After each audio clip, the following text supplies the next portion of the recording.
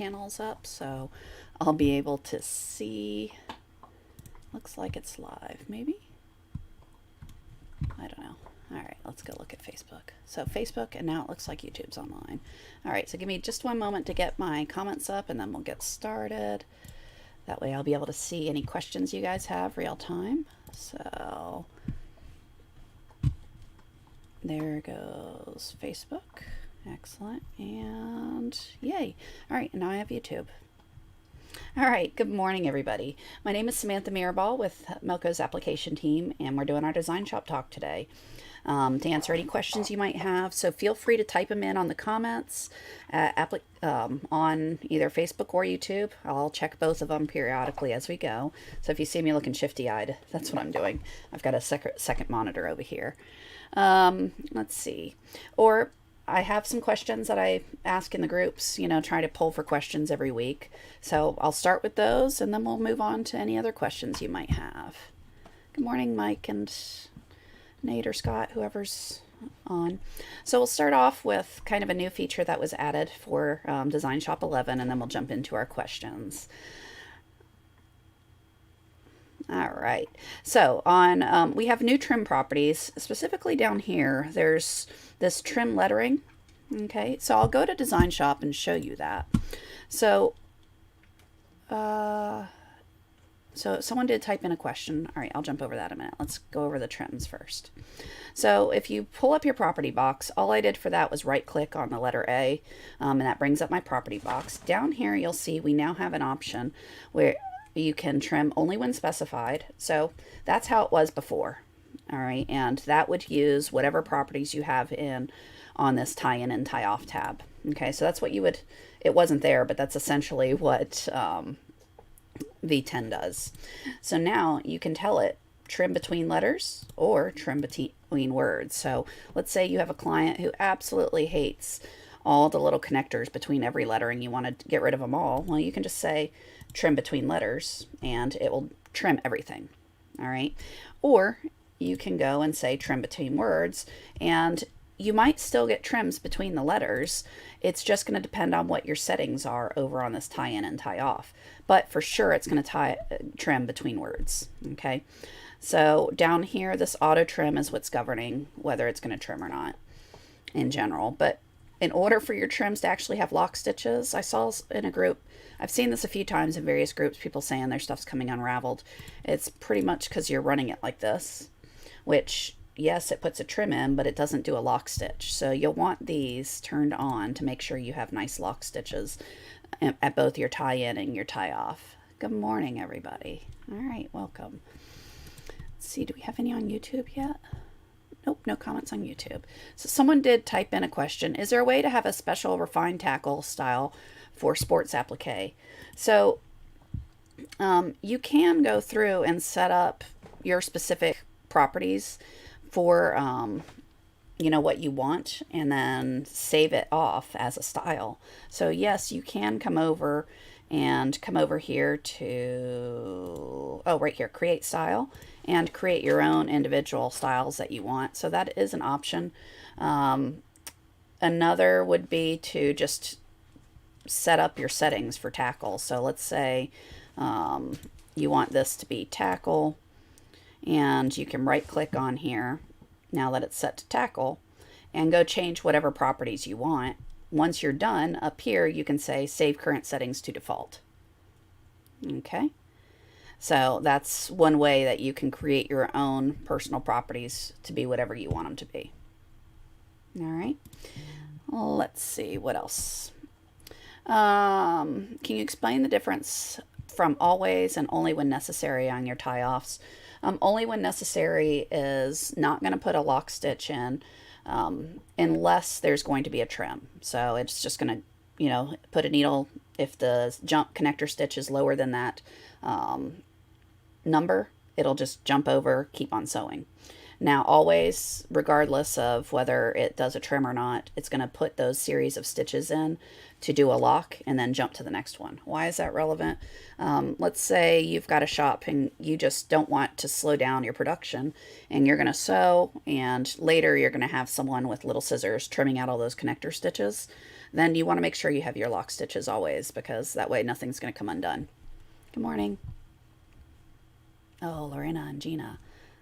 Negative 26 degrees in Alaska. You enjoy that. I'm in short sleeves here. Florida. I hate the cold. All right, let's see. So we talked about trim properties. So here are some of the questions we had that were sent in ahead of time. Can you laser up and down? So first off, the commands are, laser left, laser right, laser bullseye. We'll center it. That's this one right here. Laser left, laser bullseye. And that centers the design. So if you want to use up and down, yes, you can, but what you have to do is rotate your design here. So let's say I want to use laser alignment for this, but I don't want to do the sides. I want to go this point and that point. Well, what you'd want to do is rotate your design in DesignShop and just make sure whatever point you're going to go to first is this one. Whatever point you're going to go to second is on this side, top, bottom. So just rotate your world rather than your design, and then top and bottom will work. So if I go to top, it'll be this point, bottom will be that point, and then laser bullseye will rotate it and basically run as a top to bottom. Okay. So that's how you can use that one. I was just checking real quick for other questions. So laser up, laser down.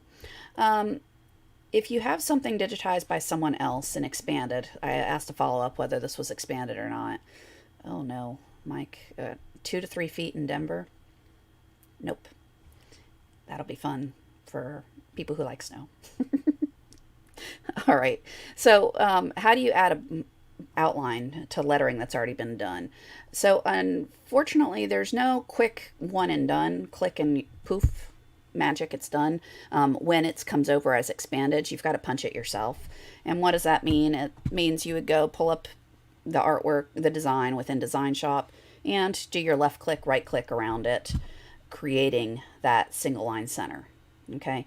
Now you can try some things that would be like convert it to wireframe and then, or convert it to vector and then merge the vector and then use the vector to create it. But the problem that you'll end up there is sometimes when you do a wireframe conversion like that, it doesn't exactly match. Most of the time it does, but not always.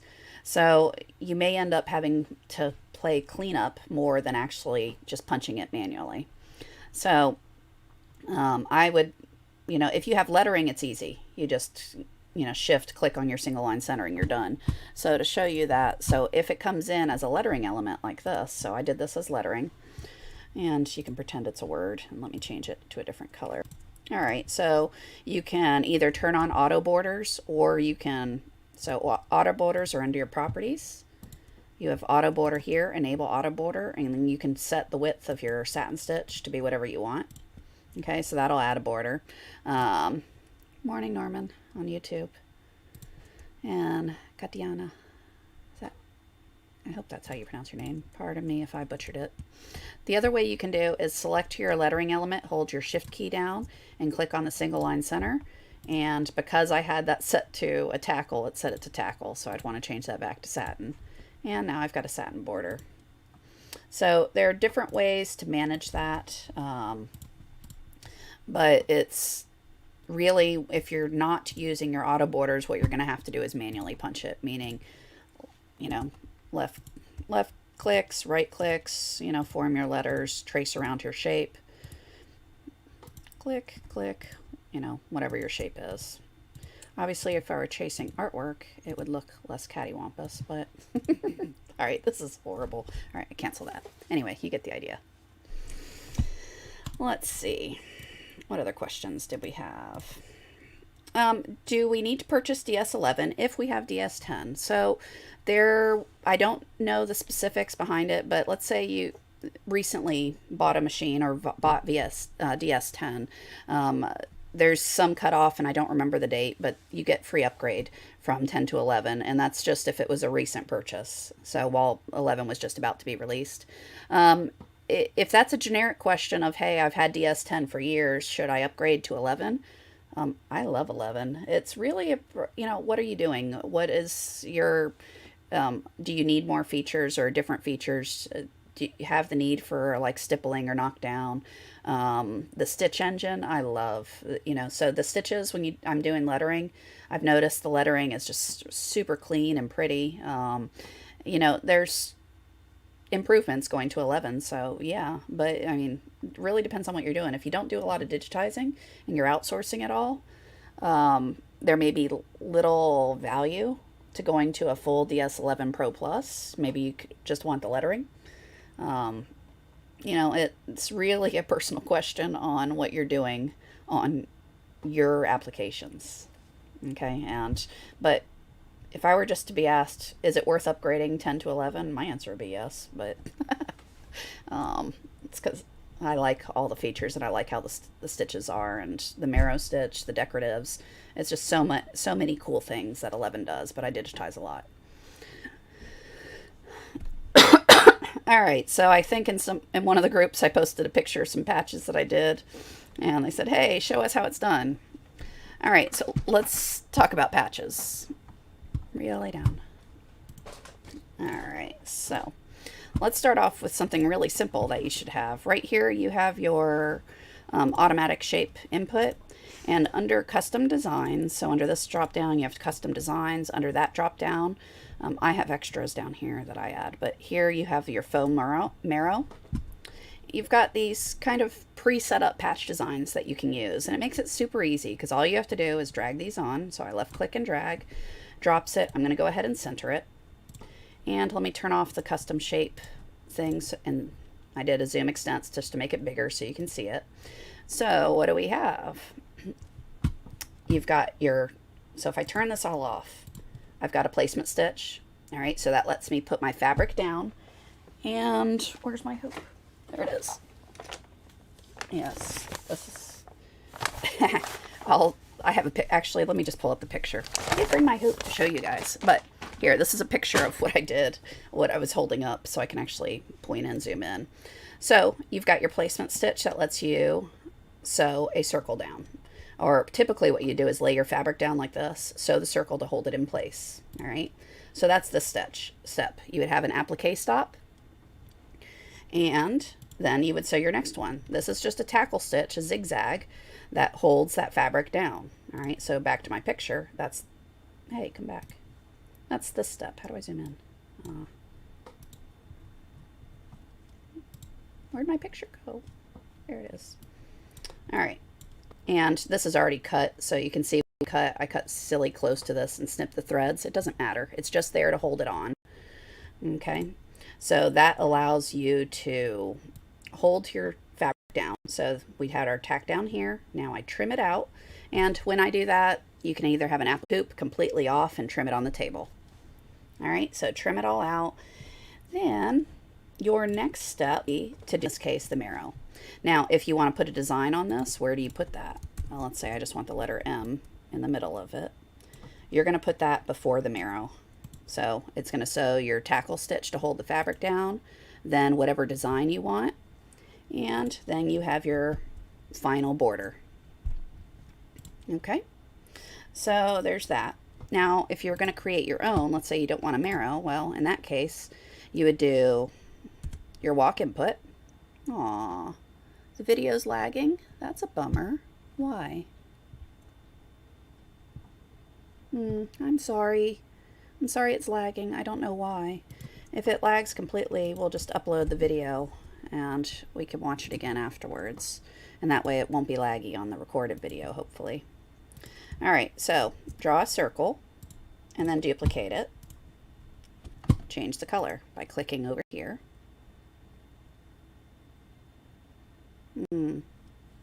Bummer. I don't know why it's lagging. I wonder if it's because I don't have my power plugged in. And if it continues, we'll just upload the video. All right. All right, so I've got my circle drawn. I duplicate it. Let's do it again. So let's take that, right click, duplicate. Now I have two, give it another color. I really don't care what color it is, I just give it another color. And then from there, then duplicate again. But this time I'm going to hold my shift key down or control key and click on the single line center. And this one, we're going to make that the tackle. So there's a zigzag stitch to hold it down. Typically I'd make this bigger, something like that. Duplicate that one last time. Again, another color. Change it back to satin. And make the width bigger, 40. Now I have a patch template that I can then use. Aww. Alright. Sounds like it's lagging. Let's see if they want me to keep this up or just record it. I don't know. I'm going to keep going for the moment. Mike, if you want me to stop, just let me know, and I'll record it instead.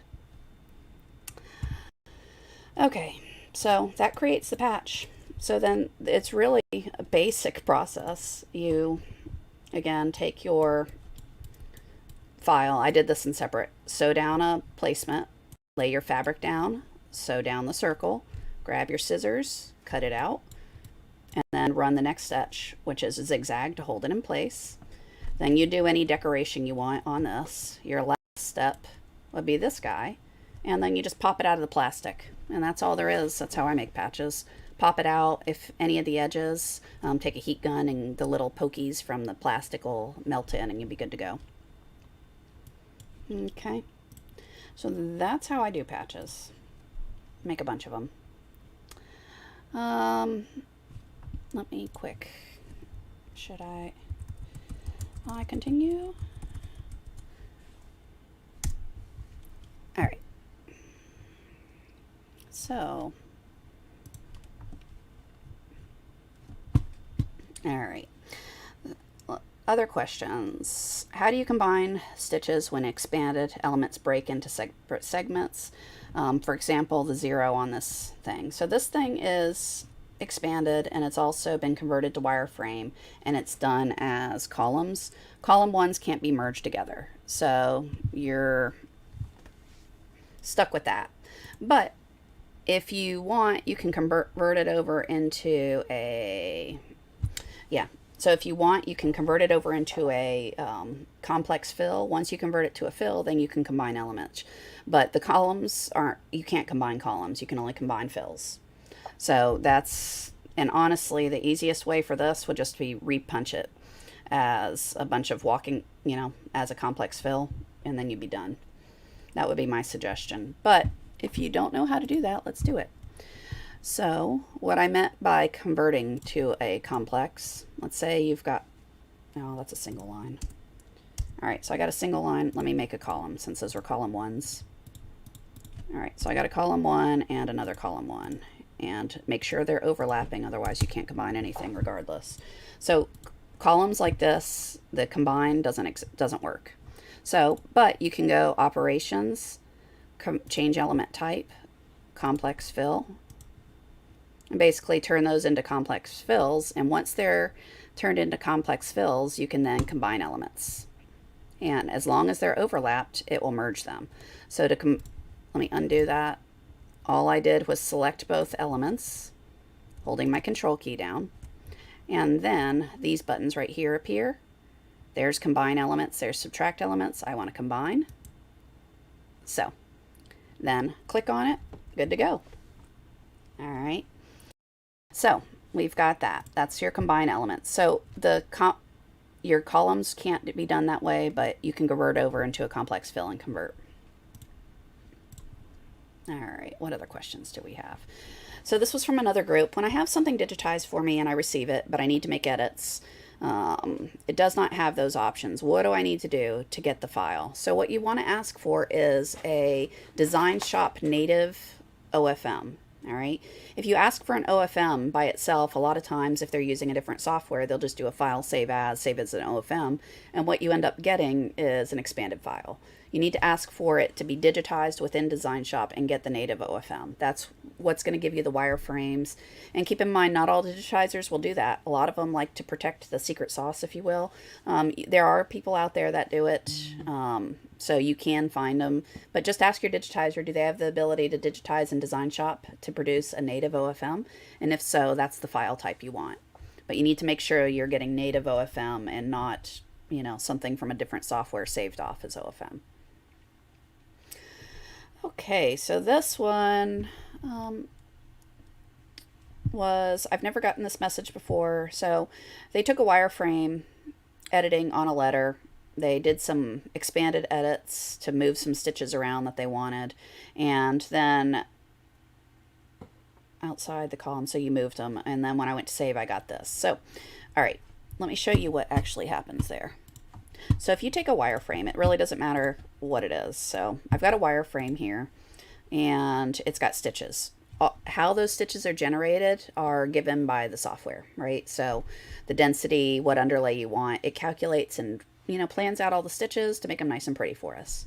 Now, let's say there's one or two stitches you wanted to go modify. You can select it, and up here you get this expanded point editing. When you turn that on, notice all these dots. These dots are the actual needle penetrations, and you can move those around one at a time. Like I literally can click one and move it. All right, so do I want to do this? No, but I could. So I can individually modify things. So when the question said they've modified some of the underlay, that means you grabbed those individual needle penetrations and moved them somewhere else. Okay, cool. So let's say that's what we want. We're good to go. I've got this hair off here now. But now if I come over here and modify my wireframe, notice what happens. I tried to click on that point and move it, and it says, hey, if you do this, you're going to lose those changes you made. All right, so those points are going to get lost, and I'm going to have to redo them because it's going to regenerate the stitches and recalculate where all the stitches need to be based on the new wireframe. So yes, all right, now when I move this, all those edits that I just did are gone. So if I want them back, I've got to go back to wireframe editing and move them again. So it's just a matter of what changes you've made, and if you then go in and try to adjust the properties, whether it be underlay, density, anything related to, or even the shape of the wireframe, as you see here, whenever you try to change it, it's going to recalculate the stitches and get rid of these expanded modifications that we just made. Okay, so that's what's going on with that, where that error is coming from. So again, if I try to move this, it's going to warn me, hey, those changes you made, you're going to lose them. Do you really want to? All right, so it gives you a warning so you don't mess it up. Someone did type in a question, what weight plastic for patch? You can use 12 or 14, I think it's 12 gauge vinyl that you can find at, I always joke, when you go into restaurants and that clear plastic that covers up tables, it's pretty thick and heavy. You can find that stuff. I think it's a 12 or 14 gauge vinyl. You can find it at Joann's or, all kinds of stores. That works really well. This stuff is 6 mil plastic. It works great. Whatever I can find. There's lots of different materials. There's a product called Badgemaster. It's made by Madeira. No, it's not. Well, I don't know who it's made by now that I mention it. But Badgemaster. I'm horrible. I'm sorry. Okay. Badgemaster. You can use water along the edge. It still pops out, so that's another option. I just use plastic and use a heat gun for any of the little pokey parts. Someone did ask, how do you break apart elements? All right, so if you select a shape, right here I can click on, so this is a complex fill. So to split it, I'm going to have to select 2 points. To select 2 points that I want to break across, you have to click one, hold your control key down, and click on the other. So now that I have 2 points selected, I can hold this guy down, and you see there's split element at selected points. It's going to split my shape across there from point to point. So again, if I want to split from here to here, I have to hold the control key to make sure both points are selected, and then say split the element at selected point. Okay. Another question was asked, how do you save off the shape to on a patch to be able to go put it on a cutter of some sort? I use a laser, but all I do is take that running stitch, copy it, and I usually just paste it into a new file so I don't have anything else getting in the way. Do a file save as, and save it as an SVG, and go from there. That's what I do. Save it as SVG, and now I've got that shape saved off that I can then open up. Okay. Let's see. What else? Can you show how to print full-size designs with new 11? So I can lay it on a, basically, how do you print actual size? All right. So when you go into the print settings, it brings up a box like this. All these things you can toggle on and off. So all I did was click to actual size, so that's highlighted. I turned off all this other stuff. And then down here, you'll see there's a little scroll, oops, there's a scroll bar. This is page 1, but you notice there's actually 2 pages. So if you scroll over, there's page 2, which is actual size. Okay, so if you want the origin, you can turn that on. You can turn on the grid, all sorts of things there. All right. But yeah, that will give you your actual size print. Is there a way to keep the thread color palette on the right side of the screen instead of the left when you open a new design? Absolutely. So the key to this one is to make sure you're docking it. So what I mean by that is I can pull that color palette off and have it here. Well, when you do that, when I close it and restart the software, it's going to be back over here.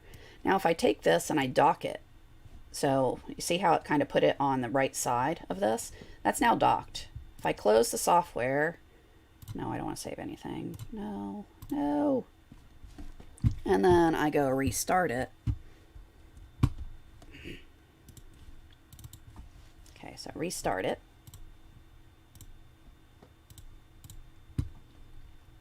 Notice there's my color palette. It stays over on the right hand side. So you just need to make sure it's docked. Kind of a related question that someone asked was, how can I make this color palette be my color palette versus whatever the default is? So if you right click on the box you want to change, you can change it to what color you want. So for instance, I already have a color palette that I had created. So let's say that one. Forget that. Let's not do that. I'll show you that in a minute. So let's say the red, you want it to be 1747. All right. So you can do all that and change these boxes. When you're done, see this button right here? It says Save as Default. Click on it. And now, whatever you change these to, it's going to be your new default. So that, again, when you close the program and reopen, it'll start with that. Now, if you don't want to overwrite the defaults, you just want to create your own custom palette. Let's say you're working with a particular school and they have very specific colors, Pantones that you want to match, and you've already done all that work. You want to make sure that you're choosing the correct colors. Well, you can come in here and modify it to what you want. I'm going to just go load a custom palette, so I can load it, apply.